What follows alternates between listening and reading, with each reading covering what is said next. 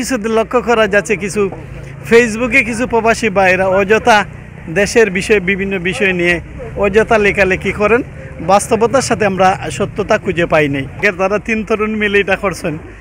ব্যবসা তো সৎ হালালভাবে করলে আল্লাহ তাদেরকে সাহায্য করবা।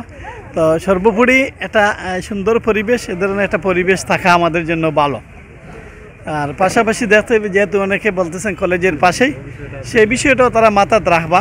যেহেতু তারা কলেজ টাইমে তারা প্রাধান্য দিচ্ছেন, কলেজ টাইম দিতে বাইরে এই সর্বসাধারণ এলাও নাই। কলেজ টাইম পরে যারা আইলো সুস্থভাবে বসে যদি গল্প করে কফি খায়, এটা তো খারাপ কিছু না। অনেকে একে এই চিন্তা নেগেটিভ চিন্তা করে, এটা আমি মনে করি এটা আমাদের সমাজের জন্য ক্ষতিকর। ভালোকে ভালো বলাই ভালো আমরা। আর এই যে সুন্দর উদ্যোগ যারা সৎভাবে ব্যবসা করা, এটা তো কর্তব্য।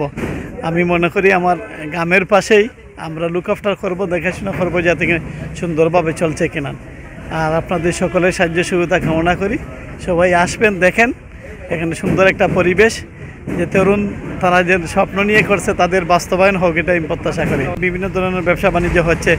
আমার এই ক্ষুদ্র বয়স থেকে, আমি 1986 ইংরেজিতে এসএসসি পাস করছি রেবতীরমন হাই স্কুল থেকে, এই প্রায় 40 বছরে দেখি নাই যে বাজারহাটে কোনো ধরনের অশালীন সুন্দর পরিবেশ।